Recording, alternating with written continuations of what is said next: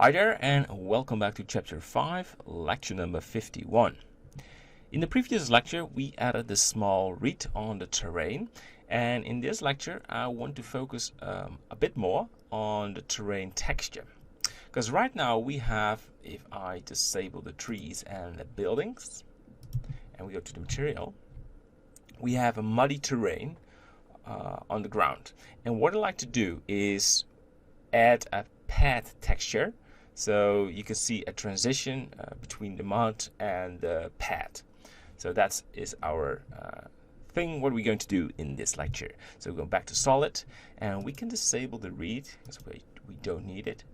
And we're going to introduce something new, and that is vertex painting. And with vertex painting, you can decide in the node editor on which color you want to have a material. So for example, you have this terrain and I paint a blue color on this terrain, and then I add an attribute and I tell this attribute we have a vertex color, and that's called, for example, blue. Then it will split the texture and blend this mud with a different texture. So how that works is, I will show you that. So let's get started. So we are now in the object mode, and we go to the vertex paint. And I like to go to the paint mode, set vertex colors.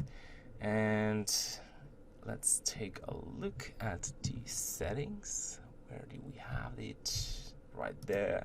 And I want to change, so you go to this tool tab and you want to go to blue. All right, so we zoom in a little bit. And I also want to enable the grass, and I want to lower the amount of particles to 1%. Grass. Yes, and now we scroll down, and we'll go 1% because it will slow down the viewport. So we're going to paint over on the terrain. So left click, and the viewport is slowing down a little bit because it's pretty heavy. But this is in fact what we're going to do. We just paint between the grass. And this is for me a good reference where the pad should be. All right, so we continue. And we continue. And I want to just paint this whole area till the end. So shift and left click to scroll. And there we go. You can see where the grass stops. There is where we paint the blue color. And we're almost there. And I use vertex paint a lot for my scenes. Some years ago, I was not aware of this tool. And then I selected the vertices and I applied the material. And the problem with this method was that it was a very hard transition. So it was bending these textures on the faces. So on one face you had one texture, and on the other one there was the other one. So it was very hard, and this smoothly blends the texture. All right, so the vertex color is called Coal. Great. So we go back to the object mode and we go to the shading. Yeah, we are in the shading. So I duplicate the principled node, Shift D, and I duplicate just one of the textures, and I want to select my grass pod pad 2. There we go, and we put color into the base. Just the same as all the other textures, you want to have roughness and change this to non-colored data. There you go. And you put this in the roughness and duplicate it, and I want to have a normal map. And check the normal map texture. And putting the color right there, and the normal into the normal. So now we have this setup. We put this material output over there. We want to have a mix shader. Add shader, mix shader. There you have it. And we put this output into the input. So now we have a perfect blend. But that's not what we want. But there you go. Great. And as mentioned, I also want to have an attribute.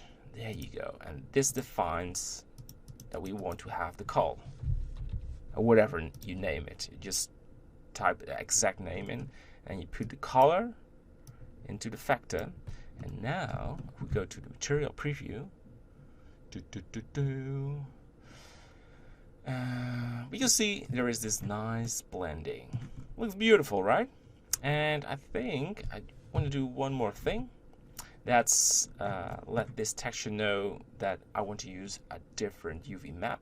So we now have UV map. Let's go to the solid. Let's disable the grass. That's really slowing down my viewport. There you go. Another one, I call this just path. And we go to the UV editing. And we select all the vertices. And I want to scale this just a bit. Oh, turn off proportional editing. Just scale this a bit more.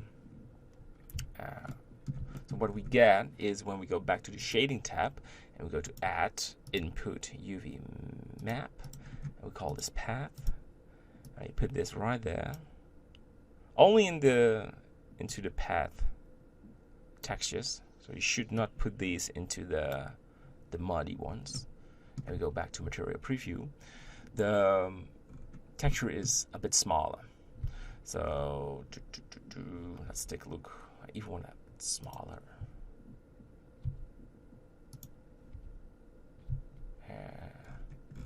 Yeah, let's leave that for now. And there is one more thing I like to do is when we go to the solid view and we take a close look at the modifier. So we enable it and we enable the displacement. So you can see the muddy texture has this nice bumpy, but when it hits the path, there is absolutely no displacement at all. And that is because we are using the Mud Disp weight paint, or weight paint. So we excluded the path to have any form of displacement. So I want to add a new vertex group and call this, come on, and call this path. And then I want to enable the grass again. Come on. And we paint the vertex group right there. A weight paint. Great. So we have some bumpy effect on the pad. It's just a very small addition, but it's all about the small details, right? We do not care about small details. All right, it should be enough. Yeah. All right, it's now slowing down a little bit. Good. Go back to object mode, because what we need to do right now is again disable the grass. We go back to the modify tab. We add a new displacement. It should be there on the bottom. We go for new and call this. Let's call this. Come on. This is path disp, and we go to have it to UV map, and we want to have the path. Great. So something is changing now. It does not terrain disp. That's right. And well, what we need to do is we select this button that directs us to the texture, and we want to select the displacement. Yeah, so this will look pretty weird, and that's because we need to fine-tune this. So it's the mid-level should be something like 0.02, and make a strength of 2. And if you increase the amount of viewport samples,